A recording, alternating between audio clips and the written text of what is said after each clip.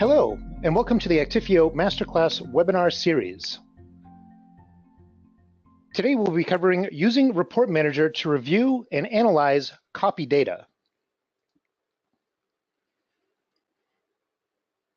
My name is David Fowler. I am the manager of the Global Enablement Engineering team, and I'd like to welcome you to today's session.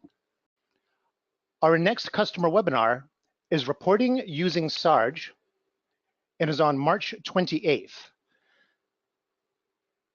The sign-up mail for this webinar will be going out before the end of the week. Please sign up to join us for that informative session. We also have a live remote Sky administration class on March 12th until the 16th. And with that, I'd like to present to you Paul Martell, our Education Services Manager, who will be presenting today. Yeah, thank you, Dave. Appreciate that. So welcome, folks, to today's session. I do want to point out a couple of things before we begin, and that is within the documentation library, there is a user guide, Actifio Report Manager user guide. Much of the information that I'm presenting today can be found in great detail within that guide. So I do recommend that you take a chance to look at that. And as David said, please, if you have any questions, type them in that question toolbar so that we can keep track of what's going on and answer anything that you might have as we're proceeding. So let's start off talking a little bit about the tool itself. So the Actifio Report Manager is a web-based reporting service that enables you to really get in and generate reports so you can analyze and understand the copy data management within your organization. The Report Manager can be installed on a VMware ESX server or in a Hyper-V environment, and supports and synchronizes really a very large number of devices within their system. And they can be a mix of our physical CDS and or Sky appliances in any combinations. The capabilities within the product are, you can use it to perform the ability to create, view, search, run, schedule, and save reports. You can monitor and manage all of your Actifio appliances data from one single Report Manager instance. You can add and delete Actifio appliances for which reports are generated. You can change the authentication server, which allows access to the users belonging to various appliances. You can create report schedules to run automatically. You can schedule and manage email subscriptions to roll out reports to a large recipient list. You can customize the various reports with a lot of customizable options and filters. And you can export these reports in various forms so it provides you the data in a form that you want to analyze within your organization. So I'm going to look just briefly at a couple of slides just talking about administering the Actifio Report Manager. If you'd like more detail on the administration role of the Report Manager, you can go to our Actifio Now portal and go to the e-learning section there, and you will see a module on administering the Report Manager.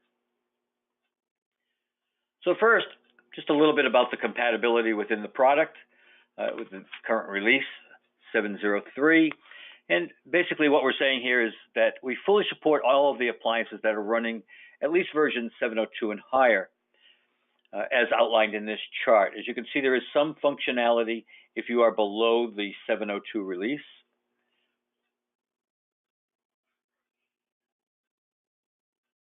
And also a little bit about the login types and the functions within the system. So we do have a super user account that's kind of unique within the device itself and allows the user with all of the privileges to access all of the data and to perform all of the administrative operations. As far as the Actifio appliance users, there's a couple of different scenarios here. As an admin, then the user can view all of the data within it. But as a non-admin, you can only view data for which you are part of an organization.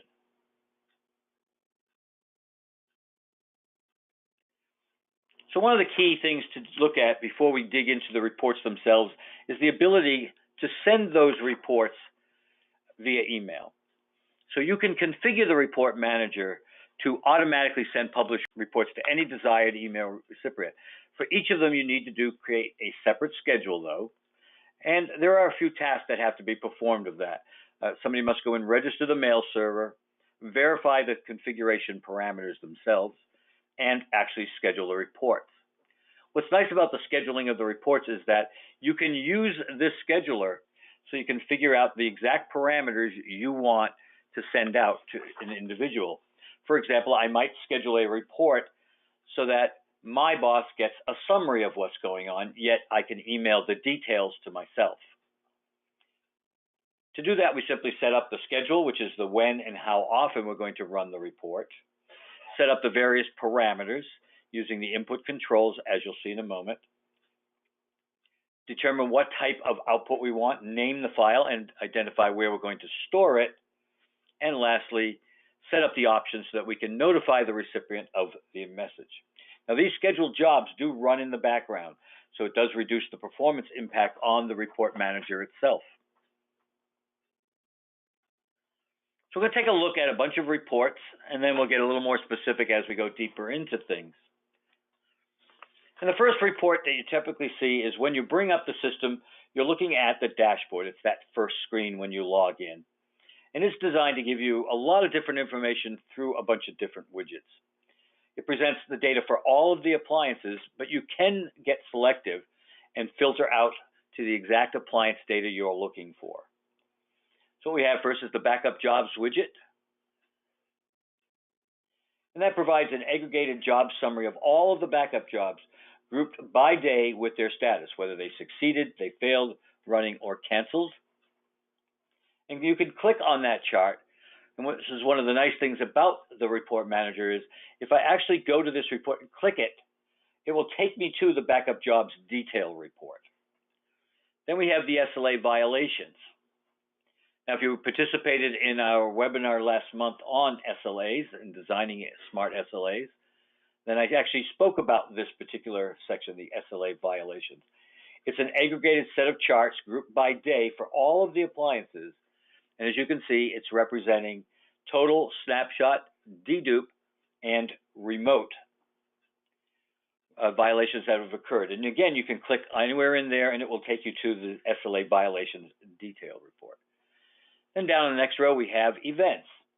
Right? The events widget provides quick access to the error and warning events grouped by day. And again, clicking that will bring you to its detail one. And then we have the utilization widget. So this gives us the top 5 snapshot and dedup pools. Also presents the top 5 appliances with the highest VDIS consumption. And clicking on that will bring you to the appropriate screens. So as you can see, this one screen gives me that quick look, that quick summary of what's going on. Now, other than clicking directly on one of the widgets from this point, you can run any one of the built-in reports by going to View Repository, okay? Or you can actually click the repository button that you'll see on the screen. That's going to bring you to a chart of different types of events that are available to you.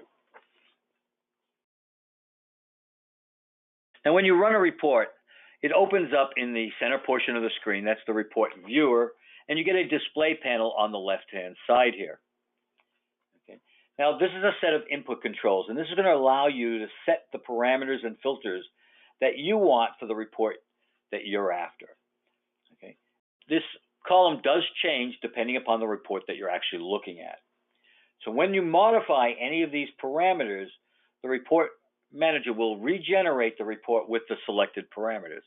So in this case, it's telling me that I have all of the appliances selected, but if I wish, I can go in and select one particular account and have it display just the information from that particular appliance. I can also use the save option down at the bottom, and that will save my input controls. That way I can reuse them from a single select drop-down available at the top of the panel. So briefly, I just want to take you through some of the reports. As I said, we'll talk about a few of the others as we're going on. But here we have, first, the groupings are Audit, Jobs, Protection, SLA Compliance, Summary, and Utilization, as you can see in the panel. So by highlighting the audit reports, I see that there are 2 reports here. the Audit Trail Report by Appliance. And it does give you a very short description of that. If you click on that, it will tell you that it provides an audit trail of the configuration and other commands that were executed on the appliance with the details of which user from which system initiated the command and the status, did it succeed or fail. The events detail report I mentioned is part of the dashboard, shows you the event details on a particular appliance over a selected period of time. Going to the jobs report, so we have a few here, and that's, as you can see, the first one listed, application backup status by consistency date. So that's just going to tell us exactly what it says. The backup job details with successful image and data handling for each of the backup jobs. Then we have a detail screen, which does exactly what it says. The detail related to each of the backup job types. A summary providing us just that, a summary of all of it. The failed job reports. So the failed job reports provides a failure status for the different types of jobs that are processed by the appliance for each of the protected applications. The key here is that only failed jobs are reported. And if you've attended one of our administrative classes, you'll hear most likely me say, this is actually a report, incredibly useful because it tells me all of the jobs that have failed and why they have failed. But actually, it's one of the reports I don't use very often personally. And the reason I don't do that is, as we'll see in a little while, there's another report that tells us about SLAs and our ability to comply with our SLAs. And if we fail a job, that's also an SLA violation. So I have a tendency to not really look at the failed job reports as often. I instead look at the SLA violations report. So when I get to that, I'll mention it. Next one on my list here, job history summary by application. That's going to tell us, as it says, every application is protected by executing a set of jobs depending upon the policy, so we get to see how that worked. Right? Recovery job details is going to tell me really the effectiveness in restoring an application's backup data. And then the recovery job summary lists just what it says, a summary of that information. And the recovery point by objective shows us the last backup time for all of the protected applications. I'm going to talk about that one as well because that's a great report. Moving onward to the next one on the list, we have protection reports. So the protection reports do just that. It's telling us what's going on based upon the ability to protect information.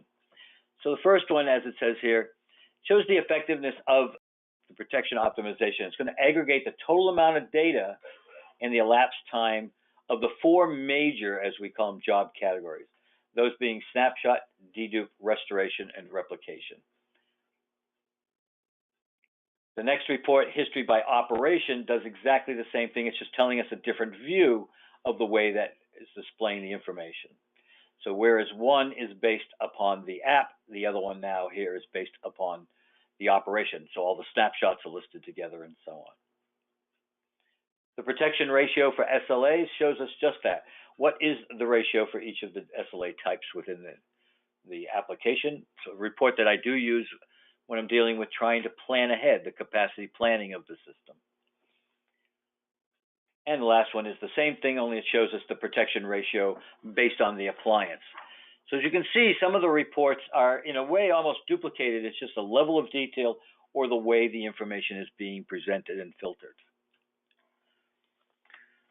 SLA compliance. So this is actually where people spend a lot of time, the reports that really come out great for what's going on with the system as well as planning ahead, that capacity planning that David actually covered in a webinar a couple of weeks ago. So going quickly through these ones. Daily protection status. This is a color-coded display of compliance. So it actually tells us what we expected to do and what we actually did. I probably use that one among the most, along with the violation summary screens. The table is exactly the same information. It's just in a table form instead of a graphical form. Restorable images is going to tell us all of the images that can be restored. SLA violation details, that's, as I said, that's going to show us the information about the compliance, a historical performance on a daily basis.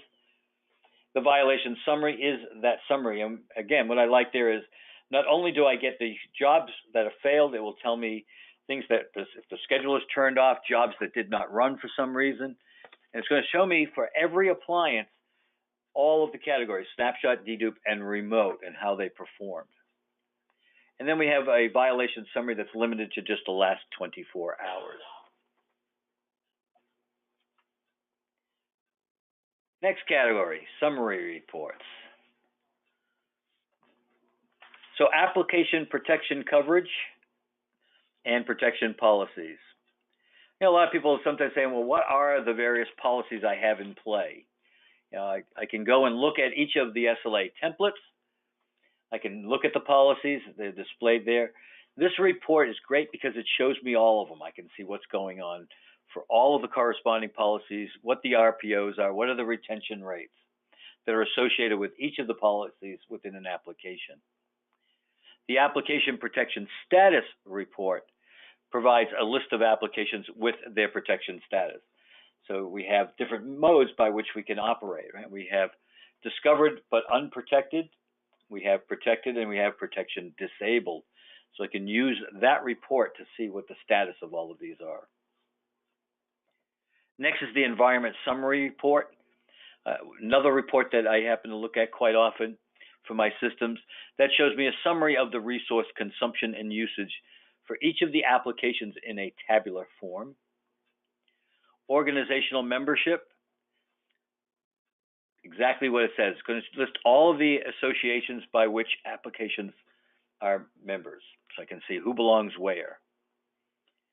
Overall appliance summary, another report that's a great report to look at, includes storage pool VDIS utilization daily usage trend over the last 15 days.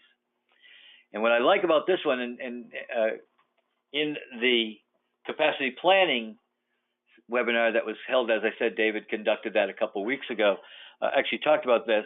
What happens is not only do I get to see what happened over the last 15 days, but this will actually predict what's moving ahead. So I'll get a prediction of, based on that trend of the last 15 days, what's going to happen with my storage? What does it look like it's going to happen with my VDIS utilization? And the Report Manager dashboard I mentioned. The last category, utilization, is actually the largest, as you can see. There's lots of utilization-based reports. And in some cases, it's just a slight variation of the information. It's the way it's being presented to us. For example, the very first report on the list, Cumulative VDIS utilization, tells us all about the VDIS. You know, what are the existing and new applications using as far as VDIS is concerned? The next one is the daily dedupe pool. Same thing. What is the contribution of existing and new apps in the dedupe pool? How am I using up my space there? And then again, for the snapshot pool. Bandwidth utilization history. Again, if you've attended any of the classes, I have a tendency to make light of this in some ways because I jokingly refer to our network administrators. And you know, when a new Actifio system is put in place, it's amazing how often a network admin person might come yelling, saying, you know, that Actifio thing is using up all of my bandwidth. You're tying up my network. And running this report and having it actually sent to that individual on a regular basis will provide them with the information that shows exactly how much bandwidth we are utilizing on an hourly trend. And then there's a series of licensing ones. They're going to tell you exactly what's going on with your licenses. Okay. Snapshot pool consumption and utilization histories come next. Again, those are telling me a little bit about how I'm using the space, and I can use that as well to plan for what's going on. I can do some trend analysis there to see how am I currently using space and what it projects for using space. There are also similar ones there for the dedupe pool. Storage resource trending, I'm going to talk about that one in a little bit too as well. That shows us, again, what's going on. It allows us to forecast for future consumption of the resources. And there's a summary of that, as well as another one of my favorite, the top number of applications using dedupe storage. So I want to see who's using up most of the storage. How are things behaving within the system? One of the key things we want to be very concerned about is dedupe pool usage. Right? Some applications do not dedupe very well. Images, encrypted data, as an example, do not. We expect to have a large consumption rate within our snap pools because we're bringing in native format information. But when we dedupe it, we really do look for an efficient reduction in the amount of storage space that should be there. So this report will show me who's using up all the space. And I want to identify specific applications that can be used and say, okay, why is this particular application consuming all of that space? Okay, so that was all of the various reports that exist within the system. So what I want to look at now is a bunch of recommended reports. And I've broken this down into different categories. So the first one is kind of like the daily stuff, the things you should look at on a pretty regular basis. The first of which is the dashboard. Now, what I have here next to it is, this is the category which you'll find that report. So it's a utilization report. Okay. So I want to look at the dashboard. I either can do this manually or I can schedule them so that they are sent to me on a daily basis. I also want to point out that when you do scheduling, you have the ability to schedule at multiple levels. So I could say, take the Report Manager dashboard, for example, and send that to myself on a daily basis, but actually filter it so that it does it on a weekly basis and I can send it to somebody else. Certain reports can go here and there to anyone you like. It really becomes an incredibly flexible tool in determining who's going to see what information, basically. The event details is an audit report. And I talked about that a little bit earlier. It's going to give me a list of all of the events that have taken place within the system. Next on my list is the daily protection status. Again, I mentioned that one as well. Great report. I really like that one. The failed jobs report comes next. Again, it's an excellent report, but again, I will mention the same thing I said earlier, and that's, I don't actually look at the failed job reports because the very next one, the SLA Violation Summary, will include all failed jobs. It becomes a matter of who you're going to distribute the information to. Okay, so a job that has failed means we have violated our SLA. We said we were going to protect something and we were unable to do it. So you might only send that failed jobs to somebody, but send the SLA violation report to someone else. With the SLA violation, what I'm concerned about is obviously anything that stops me from meeting my SLA. But sometimes we get violation messages that are not an error or a problem that needs to be resolved. The best example I can give is if you have multiple policies that take place on a particular day. And in the class, we use an example of doing a dedupe on a daily, weekly, or monthly basis. The daily runs every day. The weekly only runs on Thursdays, and the monthly only runs on the 5th day of the month. So we have some potential conflicts there. And that is, on Thursday, the weekly policy should take effect, but we have a daily policy that says run every day. And what our system does is whenever we have multiple policies, we use the one with the longest retention period. So typically that would be set so that the weekly one has a longer period. So what's going to happen is the system is going to say, okay, I have a daily and a weekly schedule to run, but I'm only going to run the weekly one today. That means the daily did not happen. Well, it didn't have to happen because the weekly did. We did dedupe the information. The problem is it does trigger an SLA violation because the daily was scheduled and it didn't run. Okay, so that's an example of a violation that actually is not the result of an error or anything. It's just telling us that something was scheduled and we did not perform it. And of course, the 5th day of the month, we're going to run the monthly, but have a problem because the daily should run again as well. So we'll trigger a violation of the daily on that day as well. Now, think about it. What happens if the 5th falls on a Thursday. Now we have the daily, the weekly, and the monthly that all could run and can't. So we can only run one of them. We'll run the monthly, and we'll trigger 2 SLA violations. By the way, in the SLA webinar and in our e-learning module on the Actifio Now portal, you'll see that it mentions the fact that there's ways around that, and I can create an exception that says run daily except on Thursdays, except on the 5th day of the month, and then I won't have that kind of problem. So SLA Violation Summary covers a lot more things. It's the report that I choose to use. Bandwidth utilization, I mentioned, great for network admins. Send it off to that person, on a regular basis. And recovery point by application. So we're going to take a look at each of these reports kind of briefly, but just to cover some of the key things about some of those reports. So I already mentioned the Report Manager. Again, the key thing about this report is that these are widgets, and I can click on them, and that will take me to specific reports. So if I want to look at the details of these backup jobs, I can click on that widget, and it will take me there. Here, in fact, is the event details, an example of some of the reports and what they look like. So as you can see, it contains some really great information.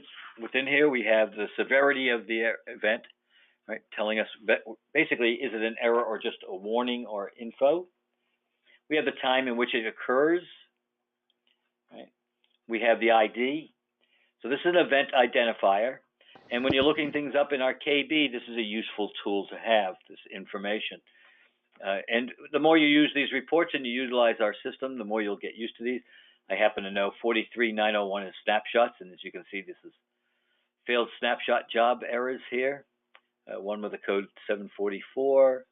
Down here we have an 833 error. Here we have a 15. So it's the combination of the event ID and the error code number that helps me find exactly what this was and what my resolution could be. 43918 is the Dedup async job. I used to know all of them, but those two come to mind because they're right there. Next one was that daily protection status. This, to me, is one of the best reports. If you're a very visual type person, you can look at this and go, okay, I can see exactly what's going on with my system. So it shows us whether any of the snapshots, the dedups, or the remotes succeeded or not within a period of time that we're displaying. Okay. Now, it uses 3 color values, as you can see on the screen here. So green is pretty straight, right? That indicates that there were successful jobs, that we met what we were supposed to do. So in this case here, this Oracle Mass Prod system, we accomplished all of the snapshots we were supposed to on that day, and we deduped everything just like we should. Okay. So it's telling me I met my SLAs. Compliance with what was scheduled did occur. If I scroll on down here, though, on this other one, I see that I had a dedupe problem. For some reason, I did the snapshots, but the dedupes did not happen. So those are indicated by red.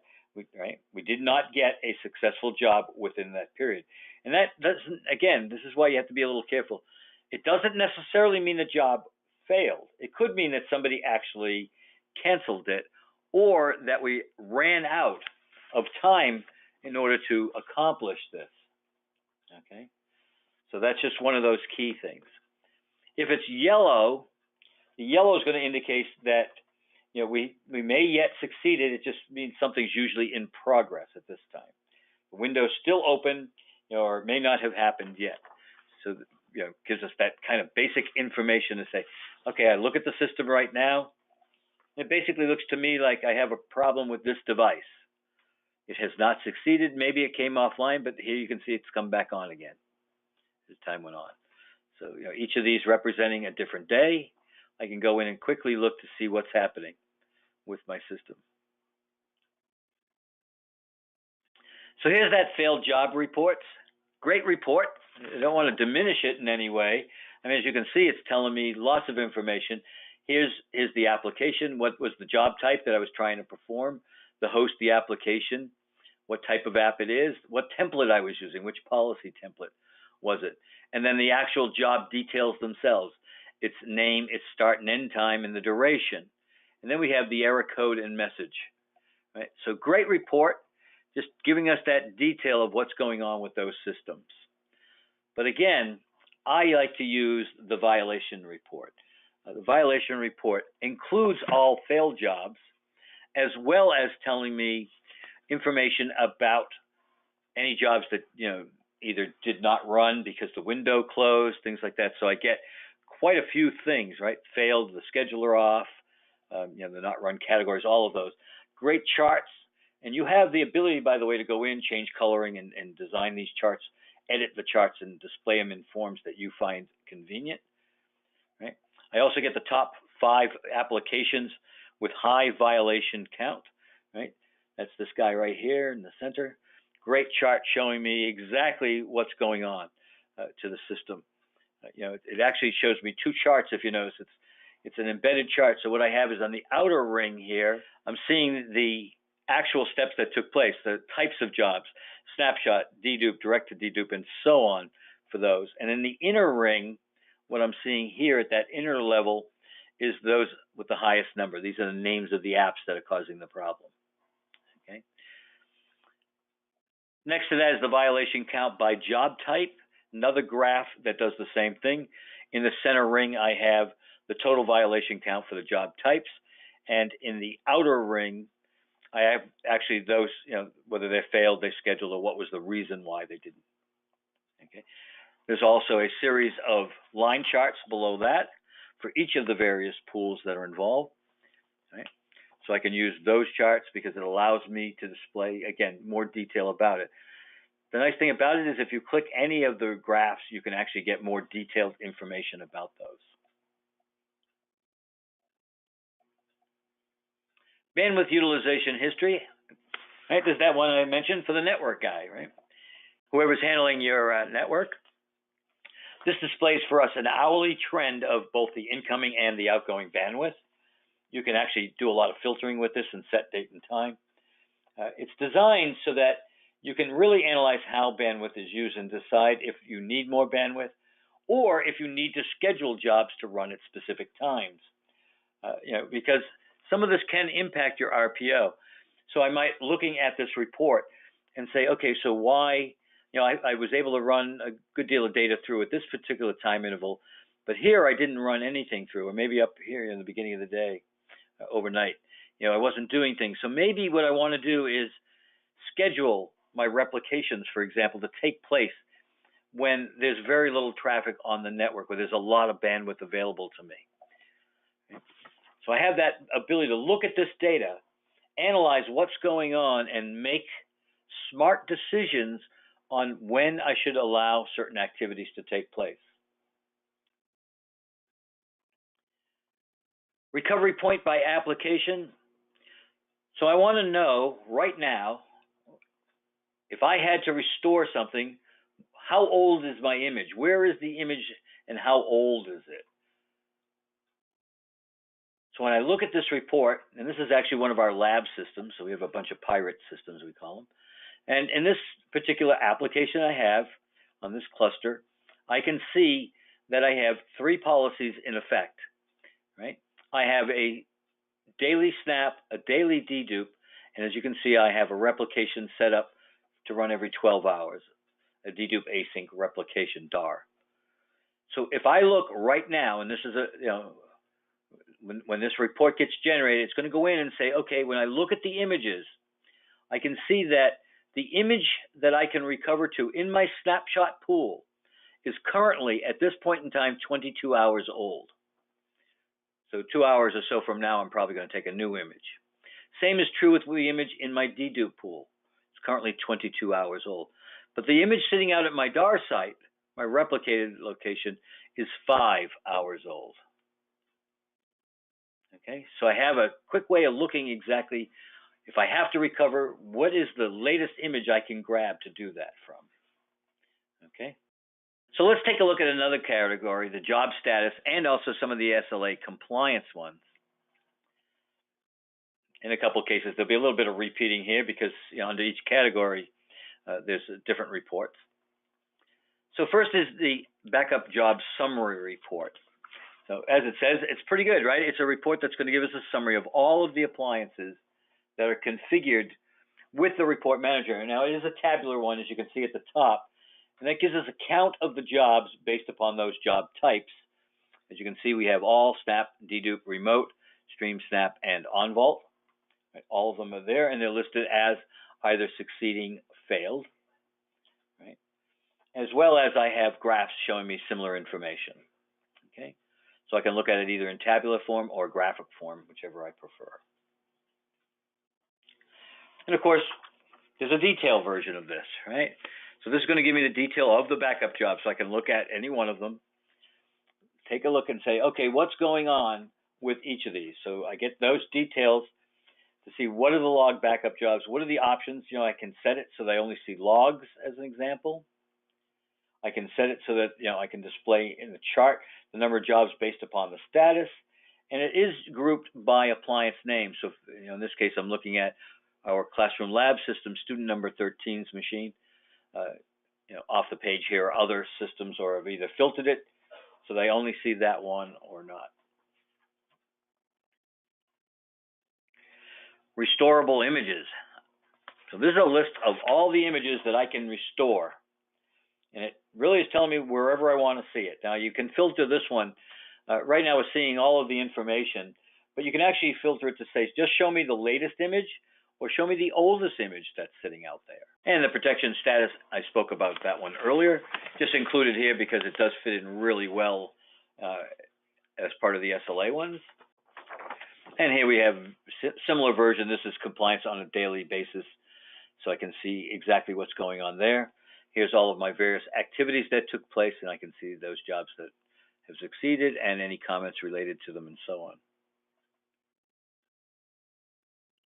And the next list. And this is the list, by the way, that's on that handout. If you have not gone to that handout section, what you'll be downloading is these pages, basically, of the lists divided by categories of some of the reports and, you know, where you can go in and use them.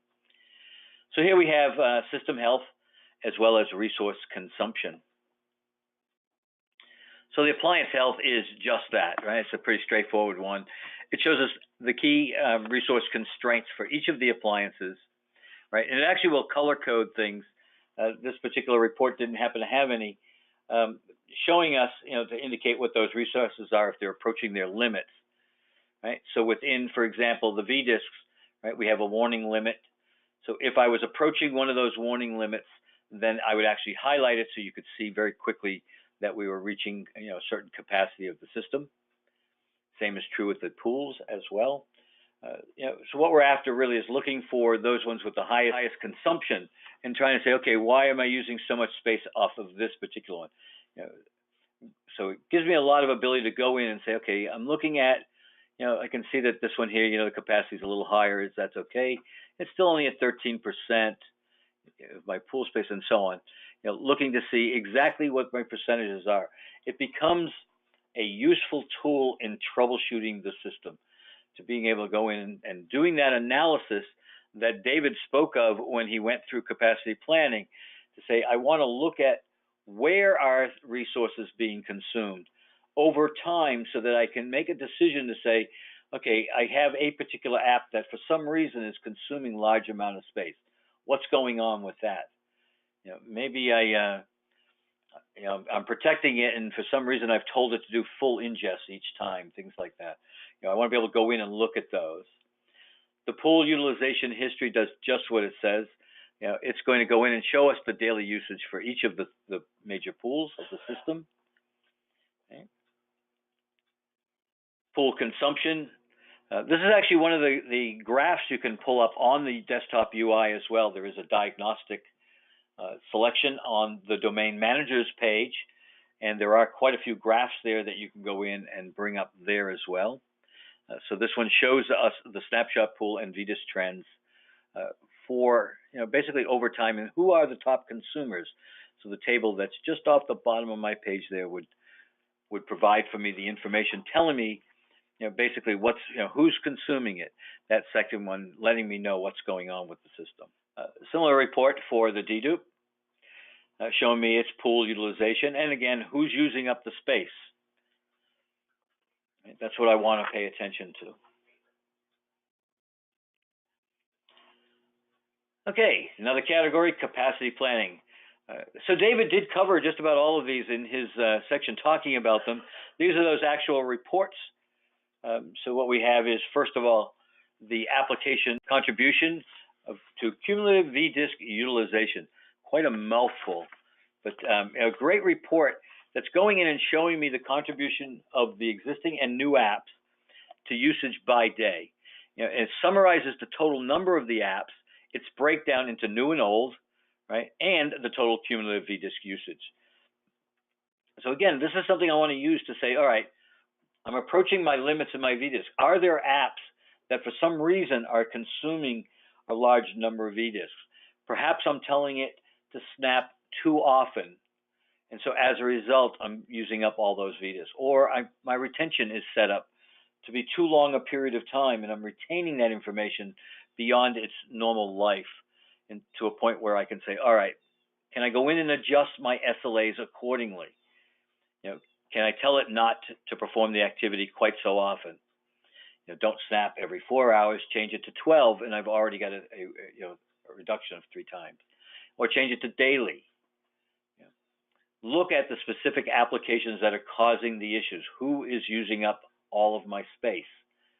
So by looking at that, I can make smart decisions on how to proceed. Do I take this particular app out of this particular template, create a different one for it so that it's protected in a different way?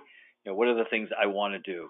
But without identifying it, I'm not going to have any information. So this report shows me that. Same thing now for daily snap pool, right? Who's using up my space is what I'm concerned about. I want to know what's happening with the space. Again, existing and new, right? Going to look at our ingest, see how we can determine what the cumulative daily average of the pool ingest is over the reporting period. Similar for the dedupes. And then we get a utilization history. I mentioned that one before, but also works well here. And storage resource trending. So I mentioned earlier when I was just going through the list of them that this is one of my favorites as well. To me, this tells you a great deal of information that's useful in that what we're doing is we're showing you the consumption for the snapshot and dedupe pool and vDisks, right, which is off my screen, unfortunately, but the vDisks as well. And it really projects what's going on. So as you can see, I can see the trend up to a certain point here. This is when the data really happened. It's what I actually consumed. The blue line being what my capacity is. So I can see I came up close on capacity at this time. And again here, right? And I'm pretty well in a steady state most of the time, other than these 2 big glitches that happen. This is great, right? I'm in a steady state where I'm consuming space at a pretty regular basis. The trend is as follows, right? Looking at the snapshot pool, similar type of thing, where I'm going in and I can see, an upward trend here, projecting outwards. So you use this to determine, does this mean I need to have space available, right? If I follow this trend, this is a report taken back in August of last year, but as you can see, I'm getting pretty close to capacity if I continue on this trend in November. So maybe by December, I'll hit capacity. Do I have storage available? If not, do I have to order additional storage so that it will become available when the time comes? And again, that was covered in David's presentation as well, where he talked about how to add additional space within a pool. Last section I'm going to cover here, there's 3 that deal with the MDL consumption, your licensing. And as you can see, a summary, an overtime one, and a details.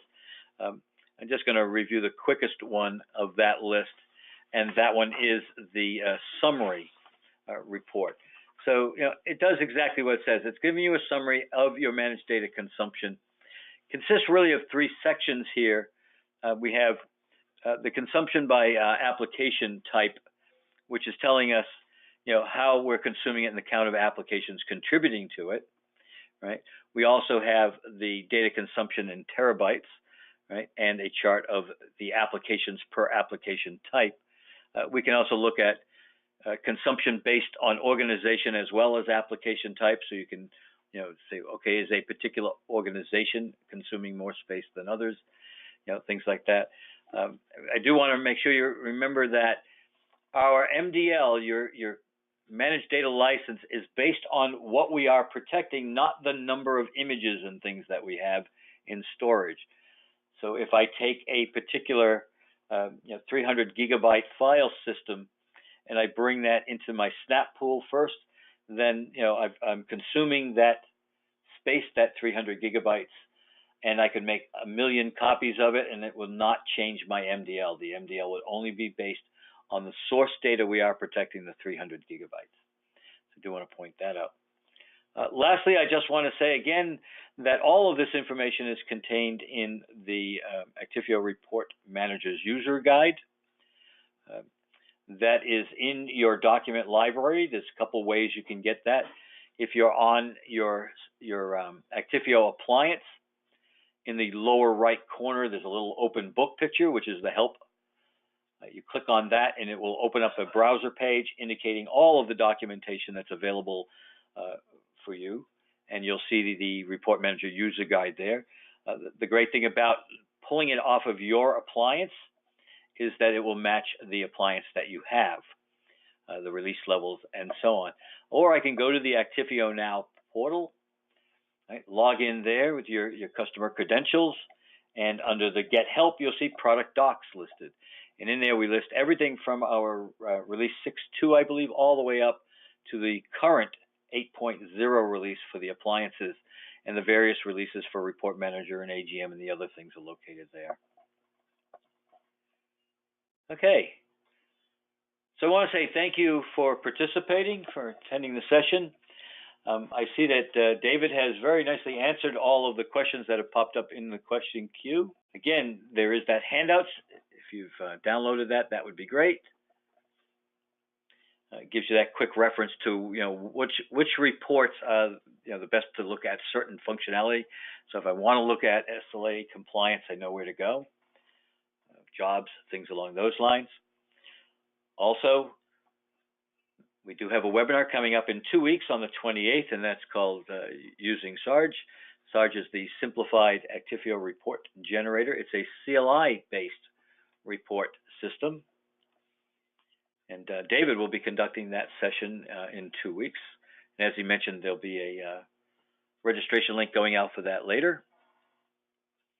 There is a admin class, a live administrators level class that is on March the 12th, runs from the 12th to the 16th.